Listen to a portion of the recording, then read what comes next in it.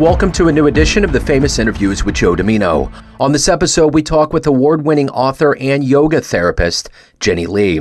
She is the award-winning author of 3 books and also a certified yoga therapist and spiritual coach who has counseled private clients worldwide for over 20 years.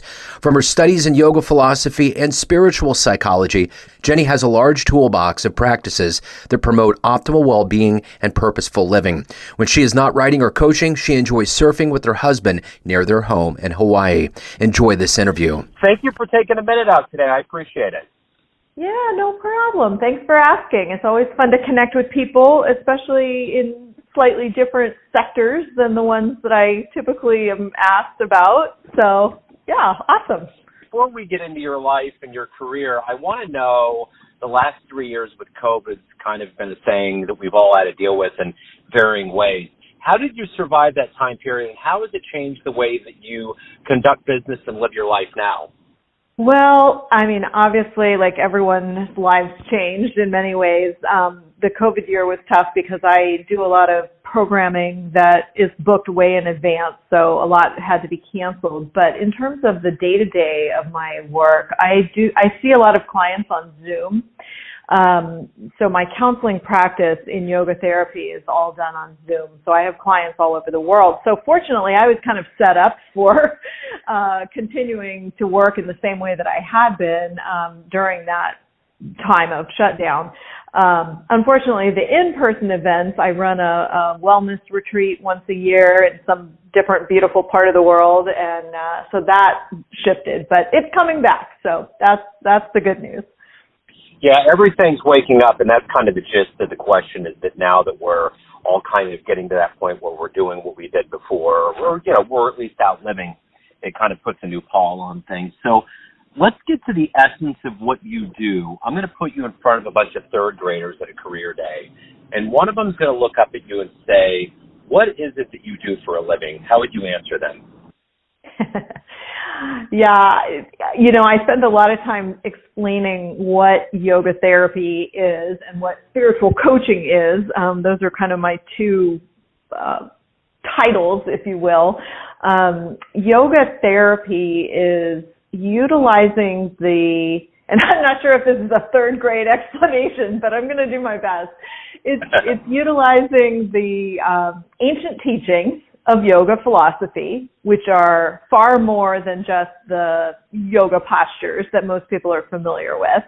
But it's a lot of philosophies about living in balance and in alignment with our highest self, and the various qualities that we need to develop and the various lifestyle practices that we need to do in order to feel our best and to achieve the greatest happiness and fulfillment that we can in this life and really evolve in our consciousness.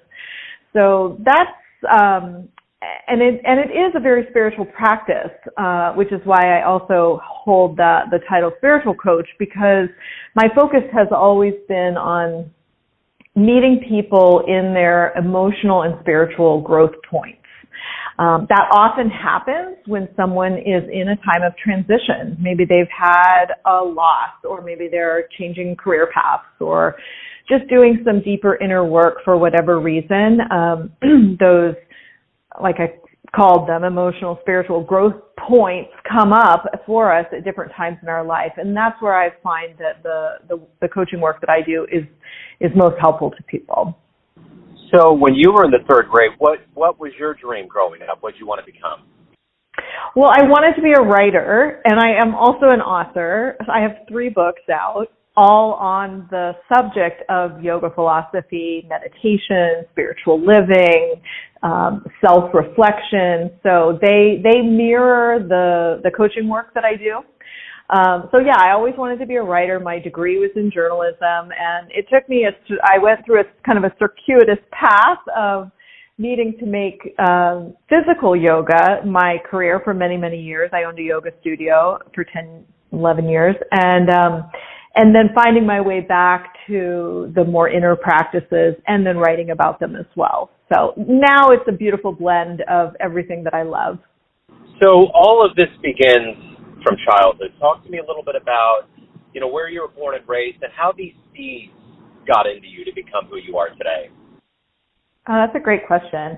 I was born and raised in Pasadena, California. After college, I went to Pepperdine for college, and then after that, I spent a lot of time moving around the world, different parts of the U.S., some time in Italy, and I am just a great observer of people. I think from a young age, I was an only child, and so I was very observant of people. I wanted to understand people because I think I spent a lot of time alone. And so I sought connection. I'm somebody who is a gatherer. I like to create groups and communities and bring people together and find those commonalities. And the beautiful thing about how that connects to yoga, if you will, yoga philosophy, is that yoga philosophy is all about unification. The unification within ourselves of the different aspects of ourselves, but also unification with one another. And that's something that I'm super passionate about. I think it's something that speaking of COVID, the COVID years, I think we've definitely lost a bit of social connection, and it is something that we need to work at a deeper level, not just social connection on the let's get together and have a glass of wine level, but at the how are we similar in our life experiences level, and how can we exchange more empathy with one another. So who's been a hero for you in your life? That is a question I've been asked before, and it's a hard one to answer because I don't really have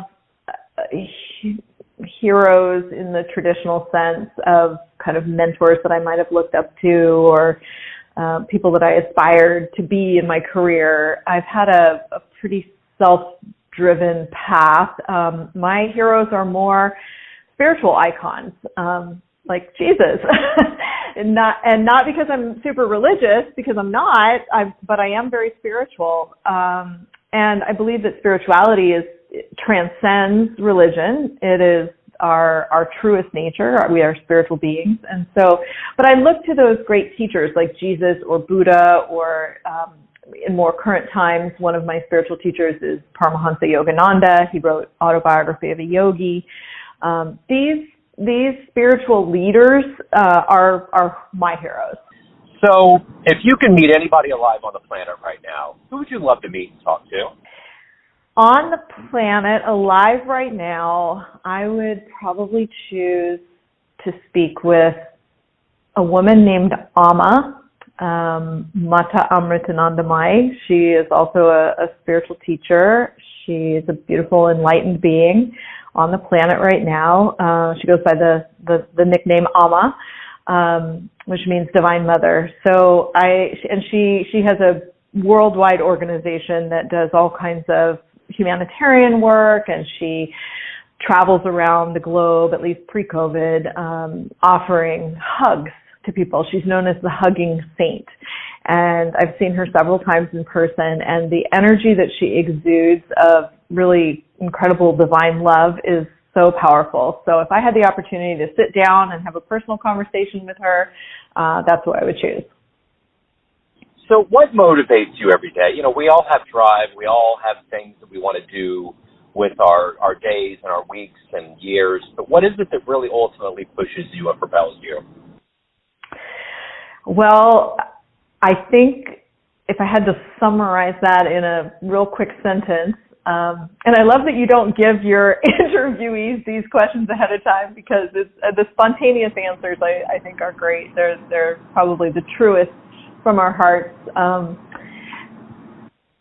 It's just the desire to help people know that they're so much more than the experience that they're having in this moment. So as human beings, we have our families, we have our jobs, we have all of the challenges that we have as human beings. But I truly believe that we are so much more than that. We are these souls that have come in for a reason, and we're journeying through all of these life experiences. And it's as we develop an awareness of that soul again that our human experience changes in really profound and magical, beautiful ways. And so what propels me to get up is to help people have that experience, and what that also does is it unifies us, because when we see the person in front of us not just as the story that they're living out right now or the personality that they're in right now, but we see them as this soul, this divine essence that's here for a much grander purpose than we can possibly imagine, then we relate to them differently. So at the end of the proverbial day, how do you quantify a good day? How do you look back and say, that day worked? If I have shown up as my best self, if I've been patient, if I've been kind, if I have been understanding to those around me or to those who I'm serving, if I know that I've given my best attention and presence to my clients, then, and I haven't been distracted or moody or reactive in any way, then I would call that a good day. I've done my best. So if you have a dream tonight, run into your 20-year-old version, and you could give that version of you some advice based on the wisdom you've gained, the roads you've been down, the things you've overcome in your life, what would you tell your young version? I would say follow your joy, because your joy is what will keep you going during the hard times that life inevitably delivers. And it is something that I've done. And I'm pretty happy with my life and how it's evolved. It hasn't always been a bed of roses. No human life is, but I would say follow your joy and play a lot. Play as much as you can. I probably haven't played enough. I've been pretty serious in my life, so I'd probably tell her to play more. So what's been one of the best client responses you've ever gotten, a fan letter? Oh my gosh. I've been so blessed by clients who have written me about their experiences in our sessions or realizations that they've had as a result of the work we've done together. It's probably the greatest compensation that I have received over the course of my career are just the letters and emails and notes and things. But whenever someone reflects to me that they have had a real aha about who they are, or they've touched into a deeper truth inside themselves, or they've tapped a deeper sense of love than maybe they've experienced before, those things are really meaningful to me, because I know I've done my job well. So everyone out there has a perception of you, your family, your friends, your clients, but ultimately you live your life. What's your perception of you? Who do you think you are? Well, I think I'm a very driven person in terms of the passion of my work. People often reflect to me that I seem to really love my work, and I do. I really, really do. That makes me work really hard. My husband says I work 10 times harder than he does and make 10 times less, but it's because I love what I do. So I guess it's just a joyful, but sometimes maybe too driven person, because I tend to overwork at times. That's wonderful. So if anyone out there wants to hire you, get your writing, anything revolving around your world, where is the best place for them to go? Well, my website is my name, Jennie Lee. It's Jennie with an I-E, yogatherapy.com. So Jennie Lee, yogatherapy.com. And my books can all be found on Amazon. The titles are True Yoga, Breathing Love, and Spark Change. So yeah, I would love to hear from anyone. Any questions? Any desires to work together? Wonderful. Jennie Lee, thank you for taking time out. Good luck with everything. I really appreciate it. Thank you, Joe. Have a great day. Thanks for tuning in to another famous interview with Joe Dimino, where we cover the world of art, literature, business, spirituality, music, and more from around the globe. If you want to hear more interviews, visit the Famous Interviews with Joe Dimino channel on YouTube. You can also find us on Spotify and Apple Podcasts. Thanks again for listening, and until next time.